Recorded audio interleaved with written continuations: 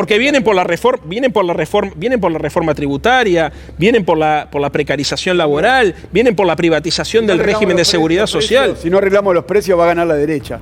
Si no arreglamos los precios va a ganar la derecha, de hecho está creciendo. Y a ver, ¿a vos te parece? A ver, Juan Enrique, obviamente. Si seguimos devaluando, aumentando la tasa, regulados, inercialidad. Yo coincido con que lo que pasa es que también es una simplificación suponer que la inflación es una decisión política de alguien. ¿A quién le sirve la inflación? Entonces no jodamos con eso, ¿viste? Porque si a algunos les sirve, Leandro. Perdóname, Juan. Es una herramienta de Juan, déjame terminar. Algunos están ganando. Es una simplificación y una falta de respeto al televidente hacerle creer o pretender que crean que en realidad hay alguien que gana con la inflación. Claro que hay alguien que gana, Leandro. ¿Cómo? Nadie. Nadie gana con la inflación. Es una herramienta de época distributiva. Algunos están ganando. Mirá los balances de las empresas, los salarios de los trabajadores. Leandro, para preguntarle, gracias por venir, Leandro.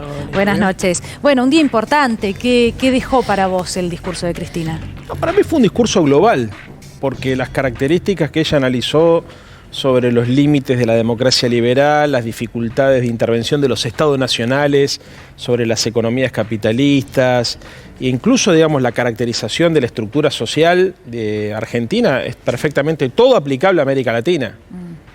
Efectivamente, estamos en un problema porque los poderes fácticos se han concentrado mucho. Es el debate académico de todo el mundo hoy. O sea, cuando vos analizás las principales líneas de discusión de los espacios progresistas, de las universidades progresistas, de las personas que analizan la capacidad de la democracia de cumplir con su compromiso ético, que es la de la construcción de una sociedad igualitaria, todos abordan el mismo problema. Bueno, la dificultad de los aparatos del Estado para poder alcanzar esos objetivos, la resistencia de los poderes concentrados para aceptar cierta redistribución, y agregarle además, yo creo que lo que se ha vuelto conservadora en buena medida es la sociedad. O sea, estamos viendo en todo el mundo un giro hacia la derecha de la opinión pública y de la sociedad. Y en todo caso la izquierda lo que tiene que hacer, además de caracterizar, es tiene que pensar de qué manera aporta al debate intelectual, porque hacen falta novedades. De hecho, creo que repensar el aparato del Estado y la forma de intervenir del Estado sobre esa realidad es una necesidad imperiosa. No alcanza solamente con repetir los instrumentos o las experiencias de la década ganada. Hoy la realidad en el mundo y en nuestro país en particular también es muy diferente.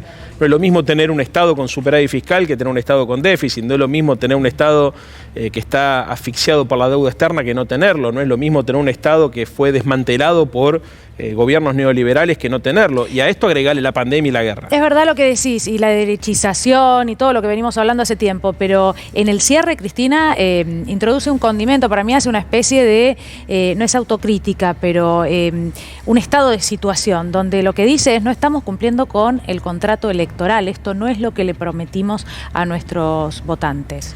Mirá, yo creo que las expectativas prepandemia son completamente diferentes que las expectativas que tenemos todas y todos ahora.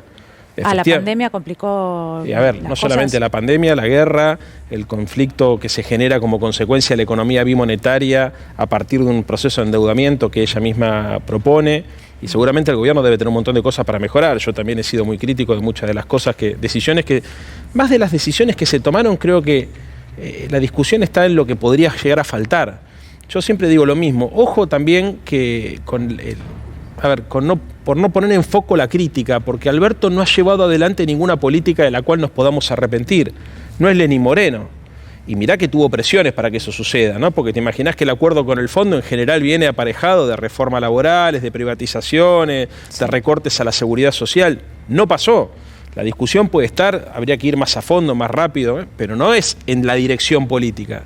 Y la verdad que no me parece un tema menor, porque la Argentina quedó muy vulnerable frente a los poderes fácticos, frente al poder financiero del fondo, frente a los poderes financieros de los mercados financieros, frente a la derecha que además ha ganado una elección de medio término. Digamos, sobran elementos de presión para imaginarse que un gobierno, digamos, como el nuestro podría llegar a haber, sufrido la tentación de acordar con el establishment. Y no ocurrió. Sí, yo entiendo todo lo que decís, pandemia, lo estábamos charlando recién, es todo absolutamente lógico, ¿no?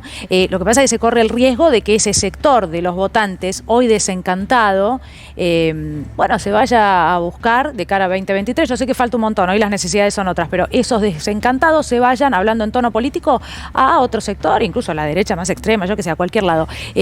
¿Cómo se hace? ¿Cómo se hace para explicarle? ¿Te parece que se le está explicando bien? ¿Cómo se hace para que ese sector primero pueda comer, pero además comprenda?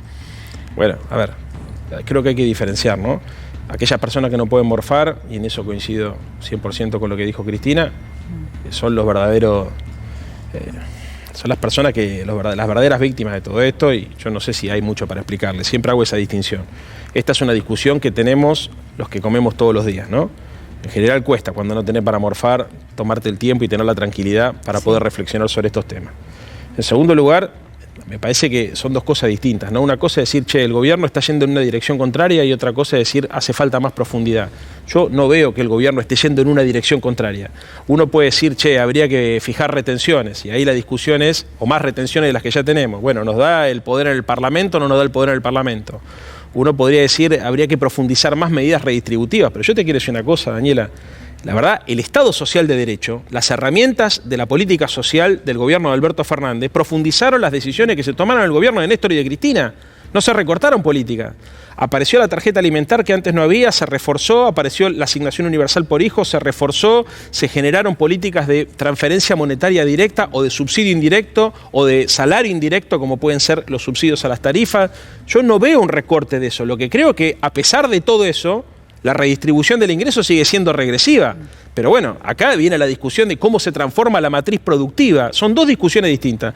La matriz distributiva de la Argentina tiene dos elementos: la distribución primaria y la secundaria. La primaria es a través del empleo, que es la que más está costando, el salario que redistribuya. Los trabajadores pobres de los que hablaba Cristina. Exactamente, sí. Que eso es un fenómeno que existe y nos preocupa a todos. Y la segunda es la que se da a partir de la intervención del Estado, apropiando determinado excedente económico y redistribuyendo vía subsidios, vía tarjeta alimentar, vía UH.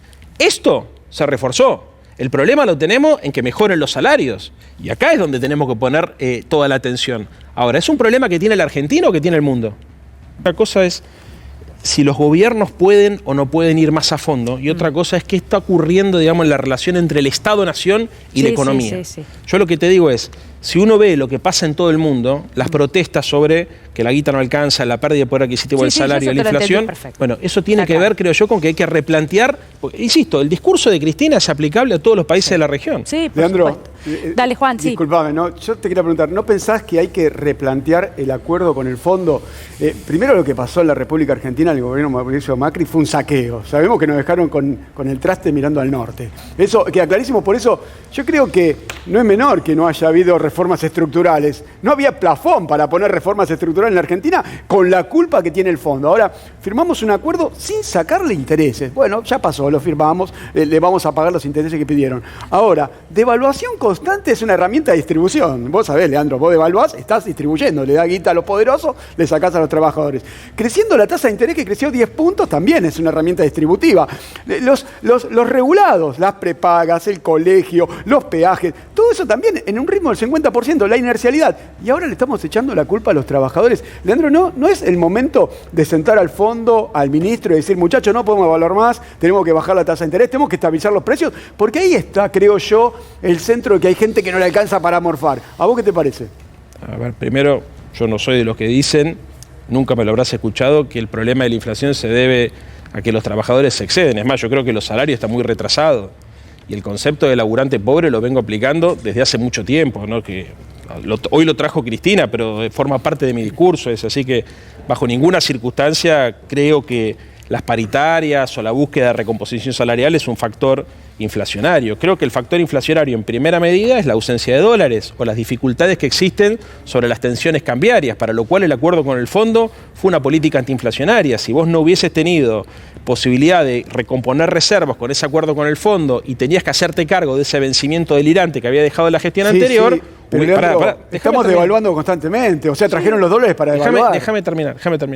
Porque, a ver, cuando uno dice, y Cristina lo plantea también, bueno, a ver, ¿cuál es la explicación de la inflación? ¿Es la emisión monetaria? ¿Es la sobreabundancia de pesos o la ausencia de dólares? No, la ausencia de dólares, primer punto. Forma parte de nuestro discurso histórico. En segundo lugar, las expectativas. Ustedes han hablado de las expectativas. Sí, yo creo que hay que ordenar las expectativas. El acuerdo con el Fondo Monetario Internacional es un acuerdo que ayudó también a organizar las expectativas, porque hay que entender que el acuerdo no lo firmó Alberto.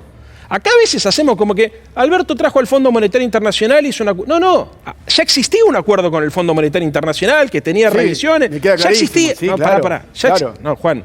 Ya existía. Y no solamente había un acuerdo, sino que había un cronograma de vencimientos delirante que explotaban ahora. Marzo, abril, mayo, junio, 20.000 millones de dólares. Ya existía. ¿Te imaginás lo que hubiese significado un default, ¿no? Para las expectativas y para lo que es hoy el mundo en guerra. Pero no está funcionando, Leandro, no estaría funcionando porque la gente la pasa mal. Ahora, Leandro, ¿cómo se resuelve? Porque seguimos discutiendo quién firmó el acuerdo, quién no se endeudó. No, pero es que no es para discutir. Espera, yo lo que te quiero preguntar, por eso digo, está claro. Sí. Yo lo que te quiero decir es ahora, a ver, ¿cómo se resuelve? Recién hablábamos de una mesa interna dentro del Frente de Todos, donde diferentes sectores pueden, y creo que además es un concepto que yo te escuché a vos en alguna oportunidad, donde para salir de esto, habla Cristina, habla Alberto, y quedamos atrapados siempre en la misma, porque yo me vuelvo a preguntar lo que me preguntaba al inicio del programa. ¿Y mañana qué? ¿Qué le cambia a ese trabajador que está del otro lado y que le aumentan las cosas? Digo, no quiero ir a lo básico, pero es tan simple como eso. Bueno, ¿cómo se resuelve? ¿Cómo se sale? Hay dentro del Frente de Todos una idea. De hecho, había una mesa donde iban a estar Gioja, Yasky, no sé, era por ahí. ¿Va a haber algo de eso que pueda destrabar la situación de si Alberto llama a Cristina o Cristina llama a Alberto? Bueno, yo, para terminar incluso lo anterior, ¿no? O sea, la pregunta de Juan Enrique. Yo creo que no hay soluciones mágicas, ¿no? Uno tiene que recorrer un camino donde tiene que tener en la mesa distintas variables. Ahora, que la autoridad política es clave para ordenar todo lo otro, no tengo ninguna duda. La autoridad política. ¿Cómo se construye autoridad política? En principio, con la unidad de un frente. El frente, cuando hablamos de unidad del frente, no es que lo decimos porque no sé, porque caemos en las encuestas. No, el problema es que si vos no tenés autoridad política, no podés generar expectativas ni ordenar las expectativas. Y esto es una responsabilidad de todos y hay que ser muy cuidadoso con lo que hacemos, porque si nosotros en el intento de construir una identidad política no tomamos en cuenta que la autoridad política es un factor de gobernabilidad de la democracia, cometemos un error. ¿Cómo se pondera esta autoridad política? Yo creo que hay que ampliar una mesa, hay que construir una mesa y que hay que ampliarla. Que a las tres patas habituales, donde siempre hablábamos de Cristina, que sin duda es la accionista mayoritaria del Frente, Alberto, que garantizó que puedan aparecer esos votos que venían siendo reticentes para el Frente para la Victoria, y Sergio Massa, que es una persona que le aportó también gobernabilidad y volumen electoral, hay que agregar a los gobernadores, a los movimientos sociales y al movimiento obrero. ¿Saben qué? Para ordenar la economía y para ordenar la inflación, ¿saben qué se necesita? Poder político. De hecho, yo creo que no hay tantas diferencias ideológicas entre Alberto y Cristina. No. La visión del Estado, la visión de la economía, la visión de las relaciones internacionales es bastante parecida. Es más, creo que debe tener más diferencia Cristina con Massa que con Alberto. La diferencia es sobre la lectura del poder. Y yo creo que acá tendríamos que hacer un esfuerzo todo para tratar de entender que la construcción del poder político ayuda, entre otras cosas, a ordenar la economía. Sin poder político en la Argentina es muy difícil para un gobierno como el nuestro poder organizar las variables macroeconómicas, porque la mayoría de los sectores de poder, del poder real, el poder con mayúscula, trabajan en general para que vengan gobiernos neoliberales. Sí, y a los gobiernos, termino la idea, a los gobiernos populares o a los gobiernos progresistas se le complica mucho más esa relación. Entonces hay que cuidar el poder político. Cuidar el poder político es la clave de la gobernabilidad y es la clave del manejo económico. La pregunta que se me ocurre al escucharte atentamente es cómo cuidás ese poder político y cómo consolidás y cómo acumulás poder político. Porque cuando no hay decisiones en el momento que hay que tomarlas, con firmeza, si no enfrentás intereses, ¿cómo construís poder político? Bueno, con una serie de factores. A ver, creo, los dirigentes tienen una responsabilidad, las organizaciones políticas y sociales tienen responsabilidad, el poder político se construye con múltiples instrumentos. La gestión, sin duda, esto que hacer referencia a vos, es muy importante. También es muy importante la capacidad de construir consensos internos y de evitar que nuestras propias diferencias se expongan. A ver, yo creo que yo tengo diferencias con cosas que suceden en el gobierno. O sea, soy amigo del presidente, pero no soy el presidente, ¿eh? O sea, yo siento que tengo que defender este gobierno porque es mi gobierno, pero no es que pienso que todo funciona fantástico.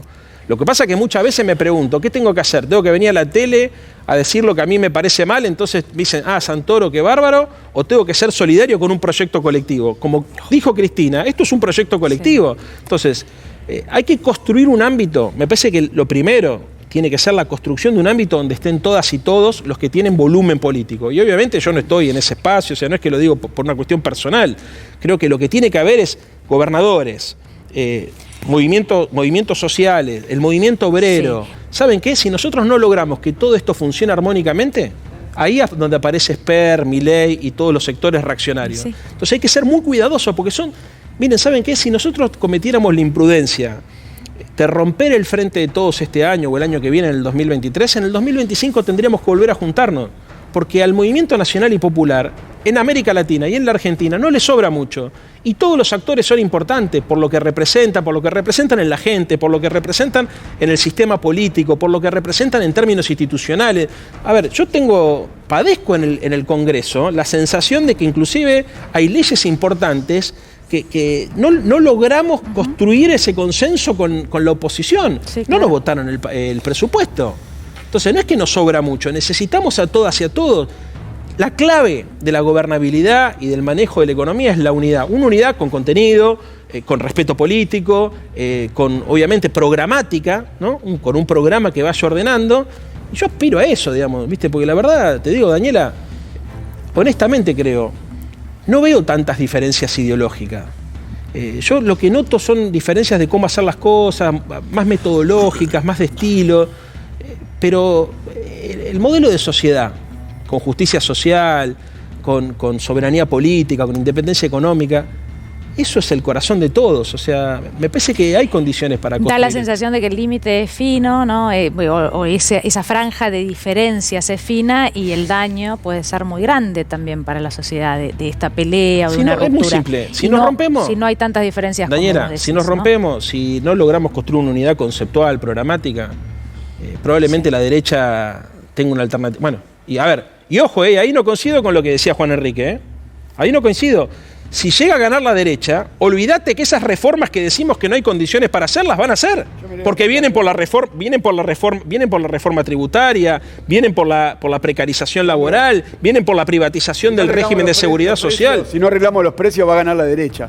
Si no arreglamos los precios, va a ganar la derecha. De hecho, está creciendo. Y a ver, ¿a vos te parece? A ver, Juan Enrique, obviamente. Si seguimos devaluando, aumentando la tasa, regulados, a ver, yo inercialidad. coincido con que lo que pasa es que también es una simplificación suponer que la inflación es una decisión política de alguien. ¿A quién le sirve la inflación?